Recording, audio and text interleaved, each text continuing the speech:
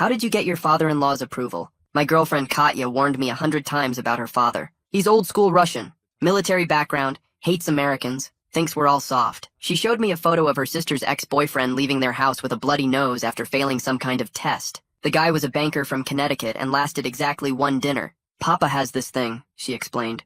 He and his friends from the factory will challenge any boyfriend to prove himself. Drinking games, arm wrestling, sometimes worse. So I did what any desperate person would do. Started taking Russian lessons in secret, 6 months of practice. Russian podcasts during my commute, Soviet movies with subtitles. Even started hanging out at this Russian bathhouse in Brighton Beach, where old men played cards and complained about everything. The night finally came. Their house in Queens. I brought flowers for her mother. Odd number, never even. That's for funerals. Good vodka for her father. Chocolates for her grandmother. Victor was sitting with 3 other men, all in their 60s, all looking like they could bench press a car. American boy wants to date my Katya, Victor said, barely looking up from his cards. The men were speaking Russian, making comments about my clothes. Too neat. My handshake. Acceptable. My chances. 0. They assumed I couldn't understand. $20 says he throws up before the 3rd shot, one said in Russian. Victor stood up. You know how we do things? You want my daughter? You drink with us. You refuse. You leave. He set down homemade samagon. Probably 140 proof. Clear as water. Strong enough to strip paint. No Zakuski until I say. No food between shots. Basically a death sentence. First shot. I knocked it back smooth. No face, no cough. The boy didn't flinch, Dmitri muttered in Russian. Second shot, 3rd shot, 4th. My stomach was on fire, but I kept my face neutral. Now we play game, Victor announced. 6 glasses, 5 have vodka, 1 has water. If you get water, you lose. You leave, never come back. In Russian, Pavel whispered, they're all vodka. We just tell him 1 is water. I reached for the closest glass, downed it. Vodka, obviously. I lose? I asked in English, playing dumb. No, that was vodka. Continue. 5 rounds, 17 shots deep. These old Russians barely swaying while my liver screamed for mercy. He's still standing, Sergei said in Russian. The Connecticut boy passed out after 12. Let's see how he handles truth, Victor replied in Russian. Then in English, you want to marry my daughter? I love your daughter. Love. American word. Means nothing. He switched to Russian, talking to his friends. These Americans think love is enough. No understanding of sacrifice, of strength. At least he can drink, Dmitri admitted in Russian. But can he provide? He works with computers, Victor said dismissively in Russian. Soft hands. Katya could have married Alexei, Pavel added. Good Russian boy. Owns 3 auto shops. Victor poured another round. Last test. You tell joke. Make us laugh. You fail, you leave. I stood up, swaying slightly. Started in English. A man walks into a bar. They looked bored. Then I switched to perfect Russian. But seriously, you know the difference between American vodka and Russian vodka? American vodka is like American friendship. Looks clean, tastes like nothing, gives you a headache.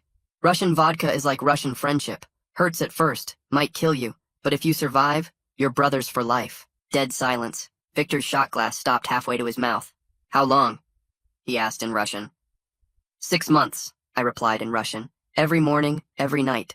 You listened to us mock you and said nothing. A wise man speaks when he has something to say. Victor walked over, put both hands on my shoulders.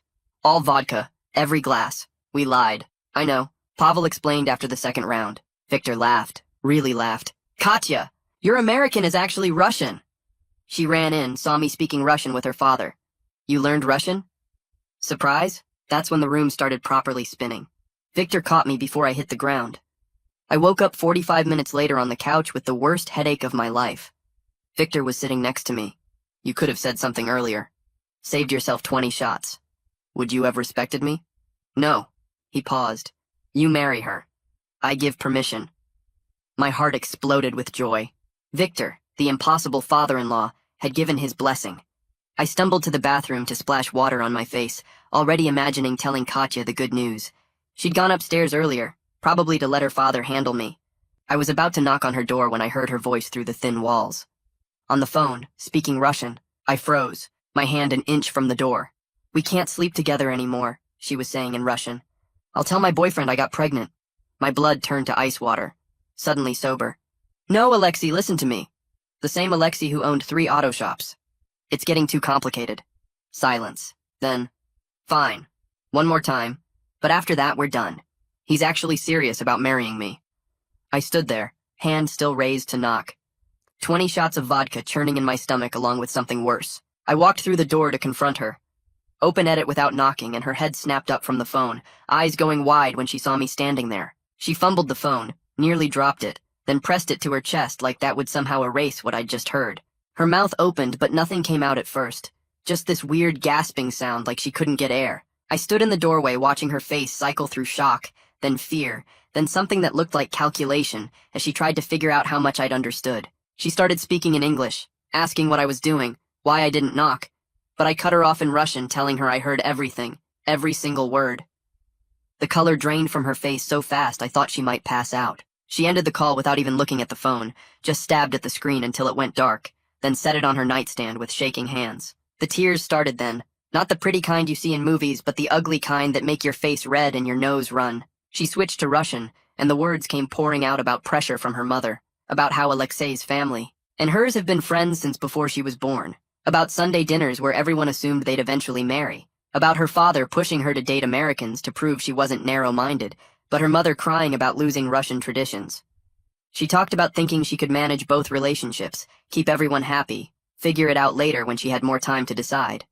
I just stood there feeling the room tilt slightly, the vodka mixing with adrenaline in a way that made everything too sharp and too blurry at the same time. Heavy footsteps came up the stairs, and Victor appeared behind me in the doorway, his expression shifting from confusion to concern as he read the scene. He asked in Russian what was happening, and Katya tried to speak, but Victor raised one hand, and the words died in her throat. He looked at me and asked in Russian what I'd heard, and there was something in his voice that told me he already suspected. I told him in Russian that his daughter has been seeing Alexei our entire relationship and was planning to fake a pregnancy to cover it up. The silence that followed felt like it had weight, like the air itself got heavier. Victor's jaw clenched, and he asked Katya for her phone in that same calm voice he'd used during the drinking test, the one that somehow carried more authority than yelling ever could. She started to protest, but he just extended his hand and waited, and after maybe 10 seconds she handed it over. He scrolled through messages, his face getting harder with each swipe, then handed the phone back without a word. He told her in Russian that she'd shamed herself and their family, that dishonesty was worse than any choice she could have made honestly, that he'd rather she'd told him she wanted to marry Alexei than watch her lie to everyone. The vodka hit me harder then, the adrenaline fading and leaving just the 17 shots of Samagon burning through my system. My legs felt unreliable, and I sat down on her bed because standing seemed like it might not work much longer. The room swayed gently, and my stomach reminded me that I'd consumed enough alcohol to kill a smaller person. Victor noticed immediately and asked in Russian if I was all right, his tone shifting to something almost gentle, and the concern in his voice made everything worse because less than an hour ago, he'd given me permission to marry his daughter. I told Victor in Russian that I appreciated his earlier approval, but obviously things had changed and I needed to leave. Katya grabbed my arm then, her fingers digging in hard enough to hurt, and switched to English, begging me to let her explain properly, to understand that she does love me, that she was going to choose me eventually. Her hand felt hot on my arm, and I could feel her shaking, or maybe I was shaking, hard to tell with the vodka distorting everything. I removed her hand gently, and asked in Russian when exactly she was planning to end things with Alexei, and she went quiet for a long moment, before admitting she hadn't yet, because she was afraid of disappointing both families. The honesty hit worse than the lies because it confirmed she'd never actually intended to fully commit to either of us, just kept both options open indefinitely. Victor told Katya in Russian to go downstairs and tell the guests the evening was over, that there'd been a family situation. She protested, saying she needed to explain more, but Victor repeated the instruction with finality, and she left the room with tears streaming down her face. I heard her footsteps on the stairs, and then her voice downstairs speaking to her mother in Russian, too quiet to make out words. Victor sat down in Katya's desk chair, the one with a jacket draped over it and textbooks stacked underneath, and asked in Russian if I wanted water or food, the same Zakouski he'd denied me during the test. I accepted water because my mouth felt like I'd been chewing sand, and my head had started pounding in rhythm with my heartbeat. He left and came back maybe 2 minutes later with a large glass of water and some bread on a small plate, setting both on the nightstand next to Katya's phone. He told me in Russian that I'd earned his respect tonight, but he'd understand if I wanted nothing to do with his family now.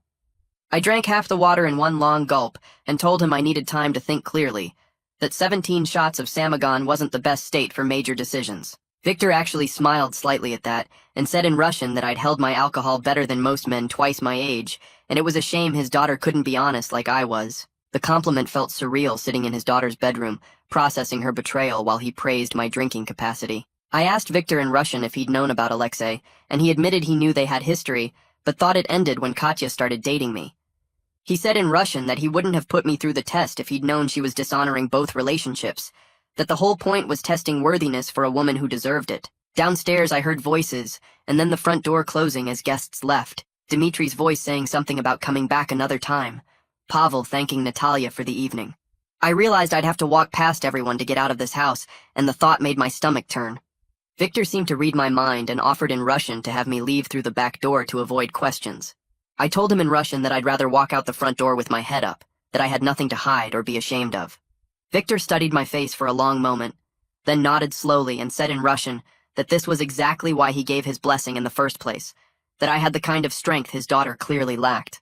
The words hit hard because they confirmed what I was feeling, but didn't want to admit. We walked downstairs together, Victor slightly ahead of me like he was leading the way, and I could hear voices getting louder as we got closer to the living room. Dmitri, Pavel, and Sergei were standing near the couch looking confused and uncomfortable, while Katya stood by the kitchen doorway talking rapidly to her mother in Russian, her hands moving in quick gestures.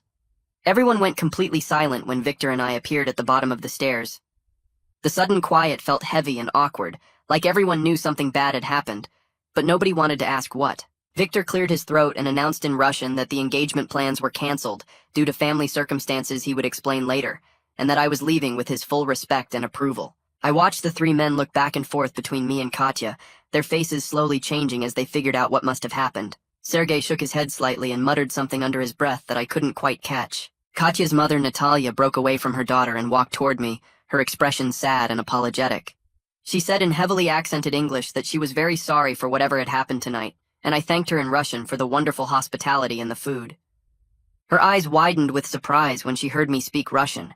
Then her face fell as the realization hit her that I probably understood every word of every conversation that happened in this house tonight. She touched my arm gently and said something in Russian about wishing things could have been different. I grabbed my jacket from the coat rack near the door and picked up the bottle of vodka I'd brought, which was still sitting unopened on the side table since we'd spent the whole night drinking Victor's homemade samagon instead. Pavel stepped forward and stopped me just as I reached for the doorknob, saying in Russian that I was welcome at the factory card games any Tuesday night, that I'd proven myself tonight regardless of what his daughter chose to do. The invitation surprised me and I thanked him, though I had no idea if I'd ever actually take him up on it. I pulled open the front door, and the cold November air hit me like a physical force, sharp and biting after the warmth of the house. I had to grab onto the porch railing to steady myself because suddenly the full weight of everything crashed down at once.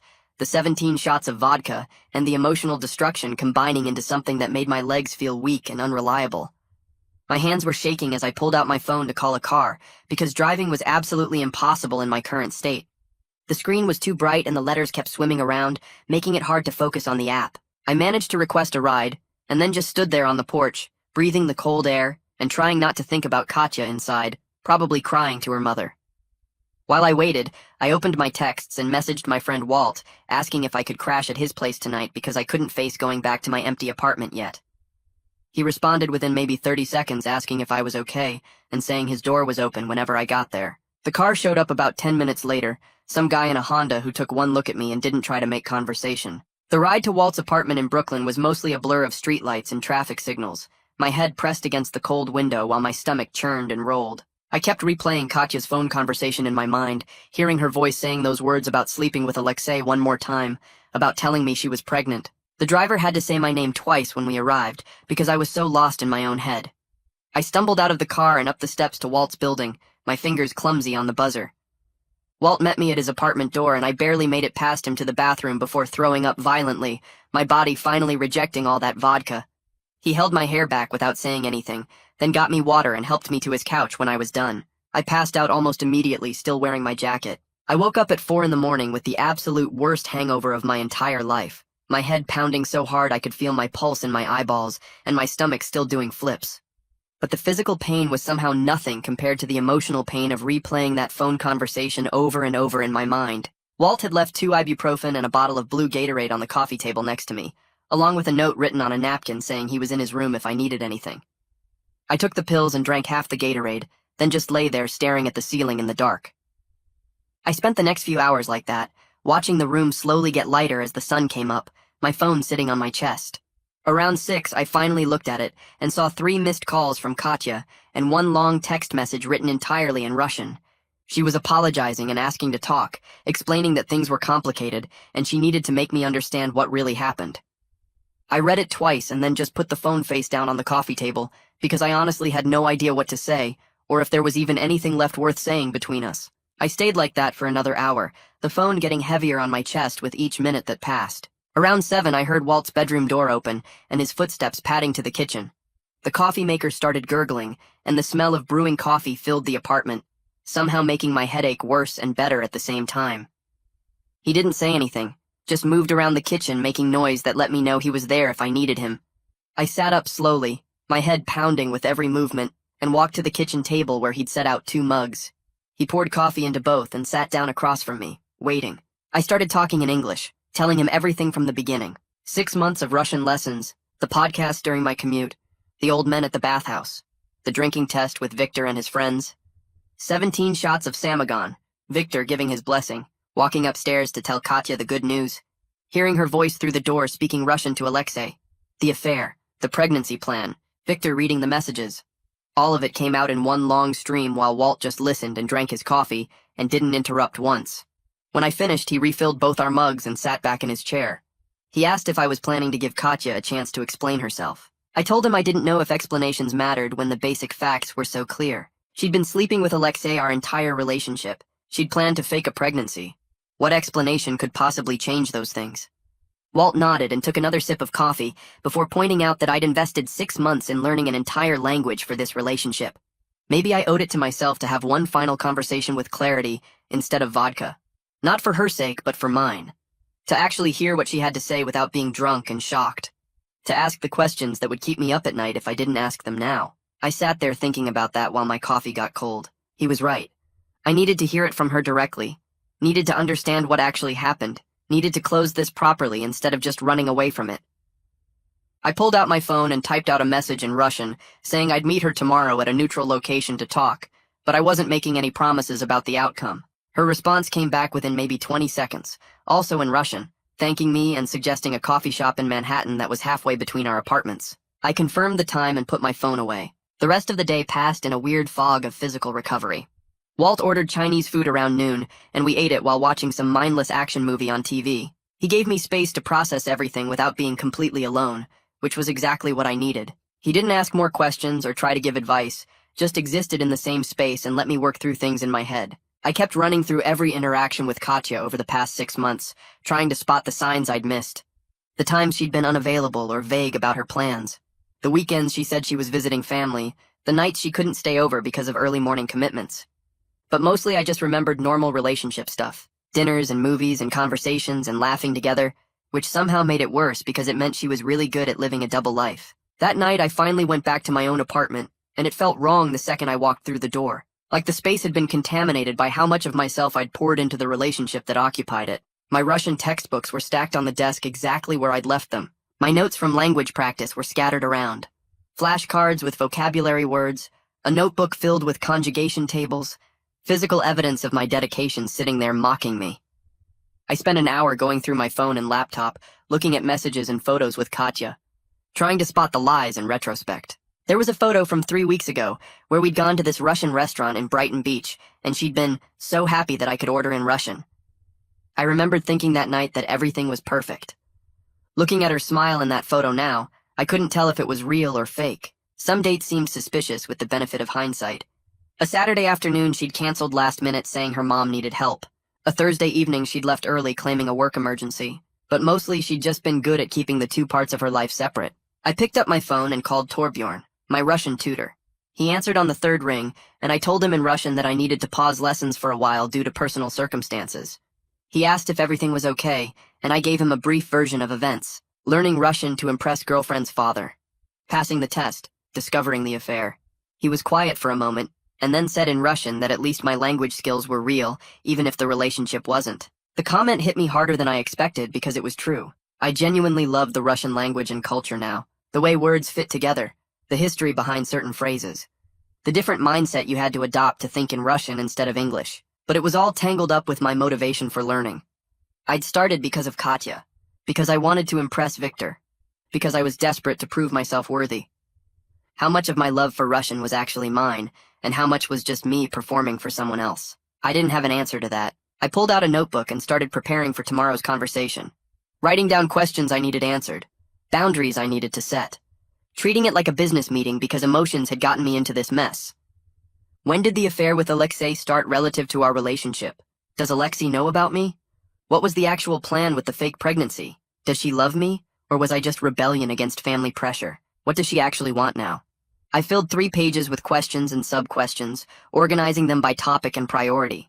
It felt mechanical and cold, but that seemed appropriate given the circumstances. Sleep didn't come easily that night. I lay in bed staring at the ceiling, replaying Victor's face when he'd read those messages on Katya's phone. The disappointment of a father who'd raised his daughter with certain values, only to see her betray them. He'd given me his blessing based on strength and honesty, and then discovered his own daughter lacked both. I wondered if he was having a similar sleepless night across the river in Queens. If he was questioning where he'd gone wrong as a parent. If he was angry at Katya or angry at himself. The alarm on my phone went off at 7 even though I'd barely slept. I showered and dressed in clothes I'd laid out the night before, moving on autopilot while my brain ran through the questions I'd written down. The subway ride to Manhattan felt longer than usual. Every stop another minute to second-guess whether this conversation would change anything or just confirm what I already knew. I arrived at the coffee shop 40 minutes early and bought a black coffee I didn't really want, just to justify claiming the corner table in the back where we could talk without being overheard.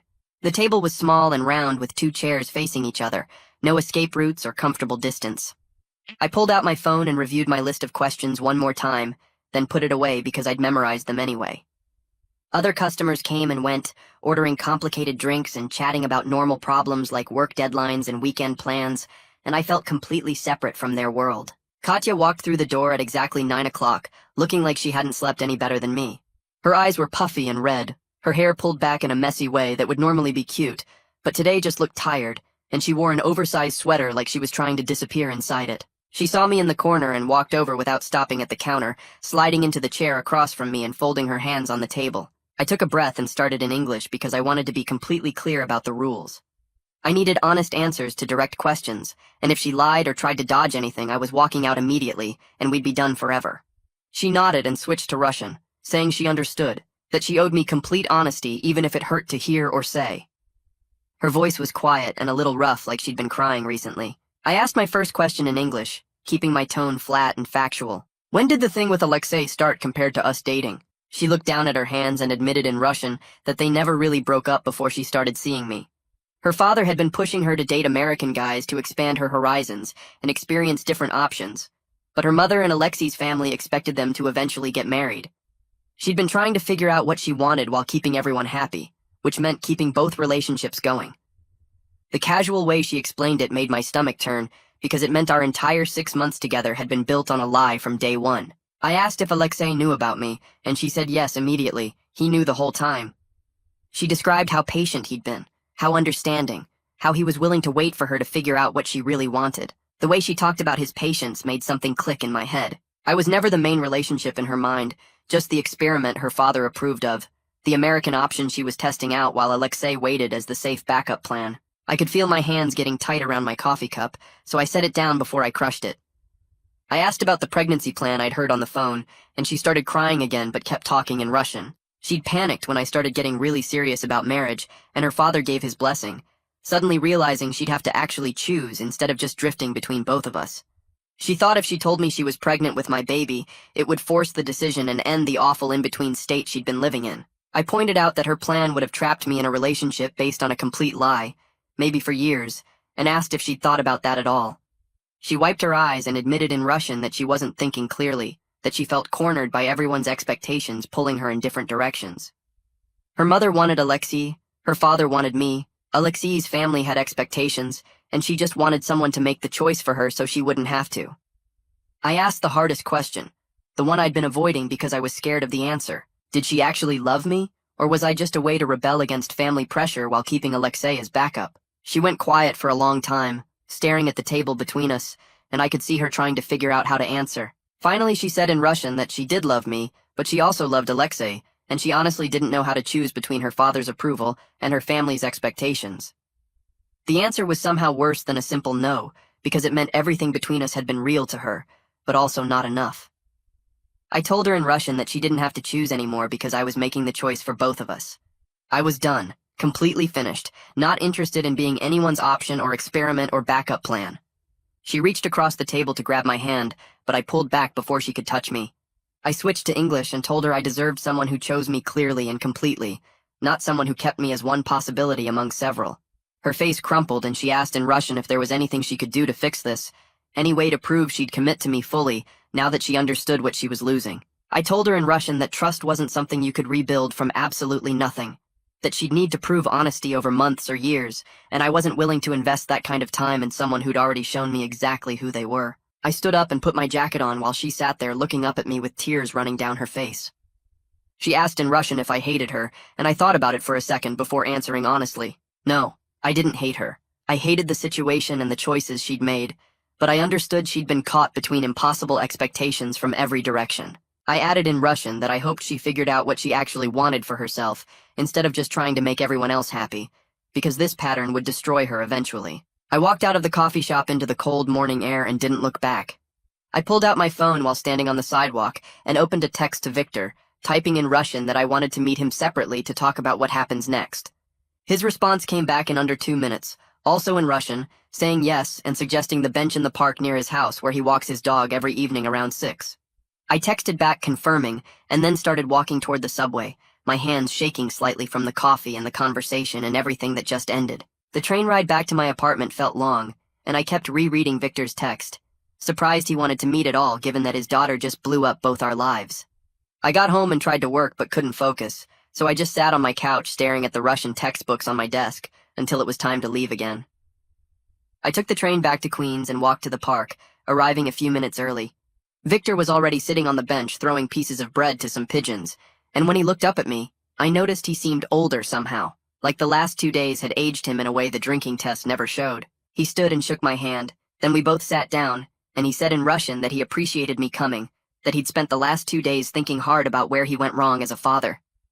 I started to say something, but he held up his hand and continued in Russian, explaining how he pushed Katya to date outside the Russian community. Because he wanted her to have more choices than just the factory boys, but he never understood the pressure her mother was putting on her from the other direction to marry someone like Alexei. Victor went quiet for a minute, and then started telling me a story in Russian about his own past, about a woman he loved before he married Natalia. He said her name was Irina, and they were together for 3 years, planning to get married, until he came home early from military service one weekend and found her in bed with his best friend Mikhail. He said the betrayal changed him completely, made him hard and suspicious, and when Katya started dating, he created these tests to make sure no man would hurt her the way Irina hurt him. He explained in Russian that he thought testing for strength and the ability to endure pain would protect his daughter from making his mistakes, but now he realized he was testing completely the wrong things. I asked him what he meant by that, and Victor said in Russian that he tested my ability to drink poison and sit through discomfort and keep secrets. But what he should have done was test Katya's ability to be honest when things got hard. He admitted the drinking games were partly about reliving his military days, and partly about having control over something when he felt like his daughter was slipping away into a world he didn't understand. We sat there not talking for a while, just watching the sun start to go down over the houses and the dog walkers passing by on the path. Then Victor said in Russian that he was officially taking back his blessing to marry Katya, but he wanted me to know the respect he showed me that night was completely real and had nothing to do with his daughter's choices. I told him in Russian that his respect meant something important to me, regardless of what happened with Katya, that earning it taught me things about my own strength I didn't know before. Victor asked what I planned to do with my Russian language skills now, and I admitted I hadn't decided yet if continuing to study felt real, or if it would just remind me of the relationship every time I practiced. He said in Russian that the language belonged to me now, that I earned it through months of hard work, and it wasn't connected to Katya anymore unless I let it be. Before we stood up to leave, Victor pulled out his phone and made me save his number, then said in Russian that I was welcome any time at the factory card games on Thursday nights, or at the bathhouse on weekends, that the community didn't have to be closed off to me just because his daughter made bad choices. The offer caught me off guard, but I thanked him and said I'd think about it, and we shook hands again before walking in opposite directions. The next week I buried myself in work and avoided anything connected to Russian language or culture, letting it all sit untouched while I tried to figure out who I was without the relationship defining me. My apartment felt too quiet, and I kept noticing small things that reminded me of Katya, like the Russian tea she liked in my cabinet, or the photo of us at Coney Island stuck to my fridge. Walt texted me every day checking in, and on Friday he came over with pizza and beer, and we watched basketball without talking about anything serious until the third quarter, when he said I should probably talk to someone professional about processing everything that happened. I knew he was right because I wasn't sleeping well, and I kept having imaginary conversations with Katya in my head where I said all the things I didn't say at the coffee shop. On Monday morning, I looked up therapists who dealt with relationship stuff and found Denise McHugh, who had good reviews and specialized in trauma from betrayal and identity issues. I called her office and got an appointment for Wednesday afternoon, and when the day came, I showed up 15 minutes early because I'm always early to everything. Her office was in a building near Union Square with comfortable chairs and plants everywhere, and when she called me in, she had me sit on a couch while she sat in a chair across from me with a notepad. I explained the whole situation from start to finish, from the 6 months of secret Russian lessons to Victor's drinking test to overhearing Katya's phone call, and Denise listened without interrupting and took notes occasionally. When I finished, she asked me why I thought I chose such a complicated approach to winning Victor's approval, instead of just being myself, and the question hit me harder than I expected, because I didn't have a good answer ready. I sat there staring at Denise, my mind going back through all those early mornings with Russian podcasts, all those nights watching Soviet movies with subtitles, all those weekends at the bathhouse listening to old men argue about politics.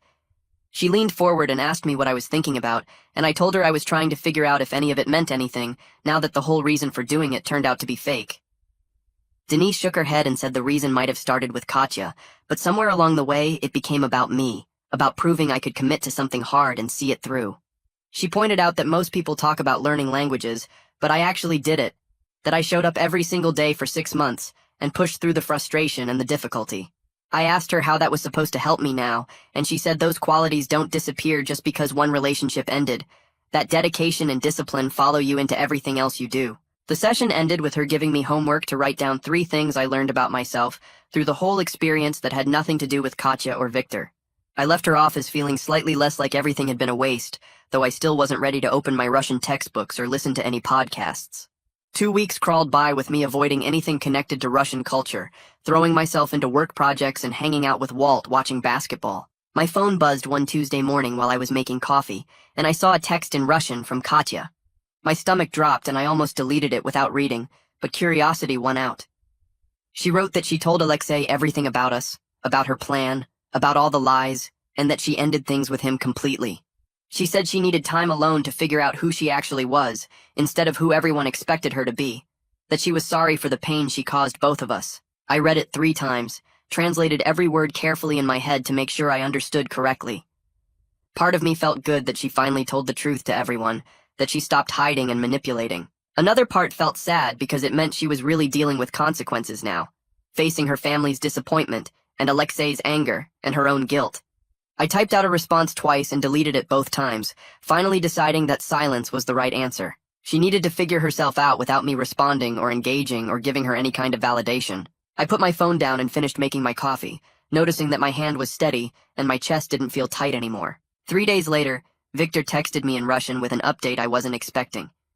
He said Katya moved out of the family house temporarily to stay with a friend, that everyone needed space to process everything that happened. He told me the whole family started going to therapy together, working through the cultural pressure issues that contributed to the situation. He wrote that Natalia finally admitted she'd been pushing Katya toward Alexei behind his back, while he was pushing her toward American boyfriends, and Katya got caught in the middle trying to please everyone. Victor said he took responsibility for creating impossible standards and using his drinking tests as a way to control who his daughters dated. The message was longer than anything he'd sent before, more open and honest than I'd ever heard him be. He ended by saying he hoped I was doing okay, and that the invitation to card games and the bathhouse still stood whenever I was ready.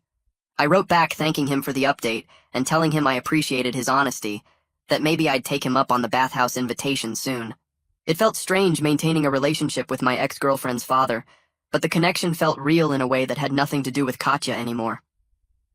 Saturday morning came and I woke up early without setting an alarm, my body still programmed from months of early Russian study sessions.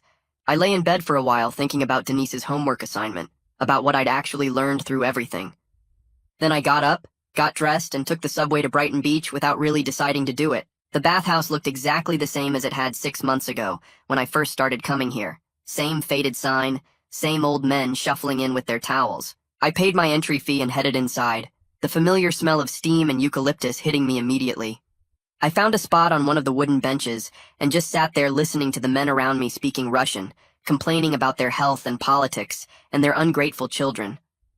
For the first time in weeks, I let myself actually hear the language instead of avoiding it, let the words wash over me without connecting them to Katya, or the test, or any of the pain. I realized I was here because I wanted to be, because I liked the heat and the atmosphere and the feeling of understanding conversations happening around me. Pavel spotted me from across the room, and his face broke into a smile, waving me over to where he sat with Dmitri and Sergei playing cards. I stood up and walked over, accepting the cards Pavel dealt me, and settled into the game, feeling like maybe the 6 months weren't completely wasted after all. I'd learned a language that now belonged to me, earned respect from people who didn't give it easily, and discovered I was strong enough to walk away from someone I loved when staying would have meant accepting lies. The cards felt good in my hands, and the Russian banter felt natural coming out of my mouth, and I realized this was mine now, regardless of how it started. So that's the complete breakdown of how language learning for relationship purposes became genuine cultural connection, despite betrayal. If you found this analysis of cross-cultural relationships informative, hit that like button. Subscribe for more detailed stories about navigating identity and boundaries, and I've linked resources on language learning motivation in the description. Thanks for watching.